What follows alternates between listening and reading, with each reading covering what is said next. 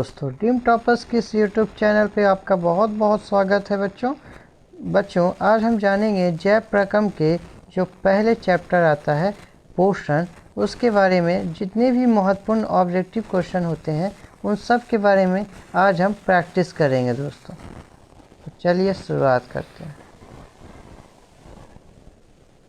बच्चों आज का जो पहला क्वेश्चन है वो यह है, स्वपोषी पोषण के लिए आवश्यक है क्लोरोफिल, कार्बन डाइऑक्साइड और जल, सूर्य का प्रकाश, उपयुक्त सभी। तो बच्चों आप जानते होंगे कि स्वपोषी पोषण के लिए चार महत्वपूर्ण चीज़ें होते हैं, क्लोरोफिल, कार्बन डाइऑक्साइड, जल और सूर्य का प्रकाश। तो इसका सही उत्तर होगा बच्चों उपरोक्त सभी। दूसरा क्वेश्चन है बच्चों, मैग्नीशियम पाया जाता है। तो बच्चों मैग्नीशियम क्लोरोफिल, लाल रक्कन, वर्णी लवक या श्वेत रक्कन में पाया जाता है।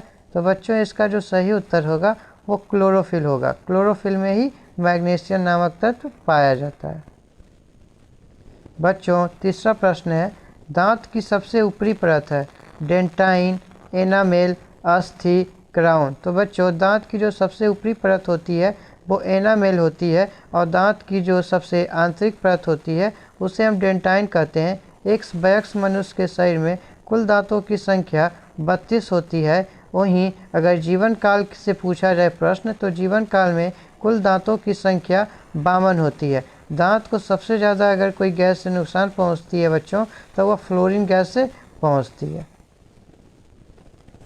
अगला क्वेश्चन है बच्चों, मनुष्य की आहार नाल में अवशेषी अंग है कोलन, अपेंडिक्स, सिक्कम या रेक्टम। तो इसका सही जवाब हो जाएगा बच्चों, जैसा कि हमने आपको पढ़ाया भी है बच्चों ऑफलाइन क्लास में, अपेंडिक्स जो मनुष्य के आहार नाल का अवशेषी अंग कहलाता है।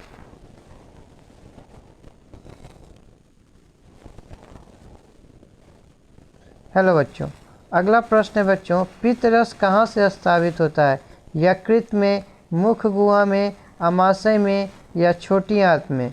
तो इसका सही उत्तर हो जाएगा बच्चों यकृत में। आहार नाल का सबसे लंबा भाग है आमाशय, ग्रास नली, छोटी आंत या बड़ी आंत। तो बच्चों इसका सही उत्तर हो जाएगा बच्चों छोटी आंत।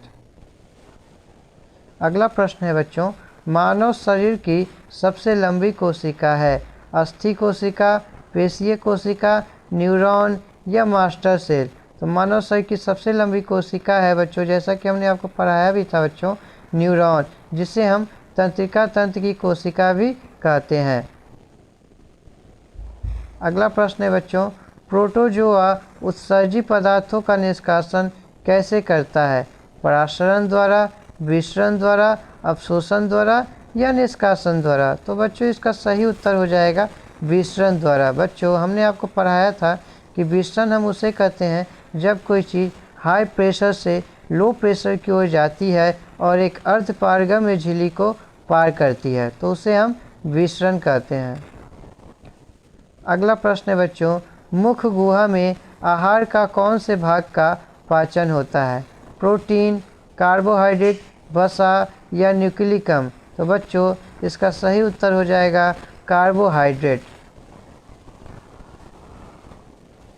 अगला प्रश्न है बच्चों, स्टोमेटा के खुलने और बंद होने की क्रिया को कौन नियंत्रित करता है, द्वार कोशिकाएं, सखी कोशिकाएं, चालनी कोशिकाएं या मूल रोम। तो बच्चों इसका सही उत्तर होगा द्वार कोशिकाएं।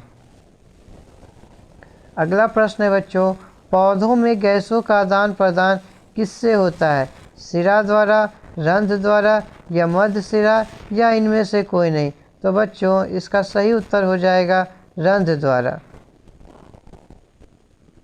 किसकी उपस्थिति के कारण पौधों का रंग हरा होता है, क्लोरोफिल, ल्यूकोप्लास्ट, फाइटोक्रोम या इनमें से कोई नहीं। तो सही उत्तर होगा बच्चों क्लोरोफिल।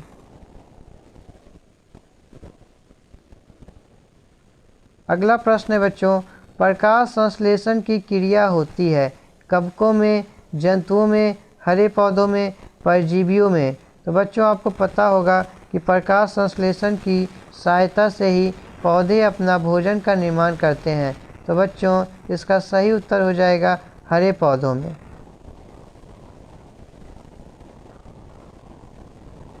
अगला प्रश्न है बच्चों, सभी हरे पौधे होते हैं स्वपोषी, विषमपोषी, परजीवी या इनमें से सभी?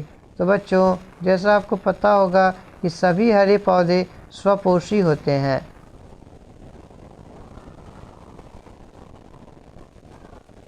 पित्त रस कहाँ से स्रावित होता है?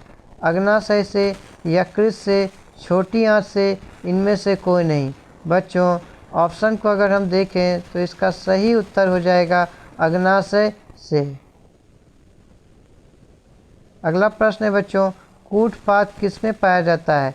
पैरामीशियम में, यूग्लिना में, अमीबा में, इनमें से कोई नहीं? बच्चों कूटपाद को हम पादाप के भी नाम से जानते हैं, ये अमीबा में पाया जाता है। मनुष्य के शरीर की सबसे बड़ी ग्रंथि है?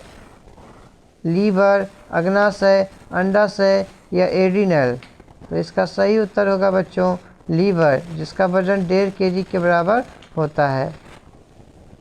अगला प्रश्न है बच्चों, प्रकाश संश्लेषण होता है रात में, दिन में, रात दिन या सुबह शाम?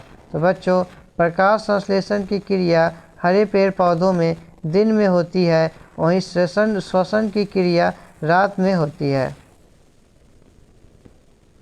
क्लोरोफिल वर्णक का रंग है? बच्चों क्लोरोफिल वर्णक का रंग हरा होता है, आपको पता ही होगा।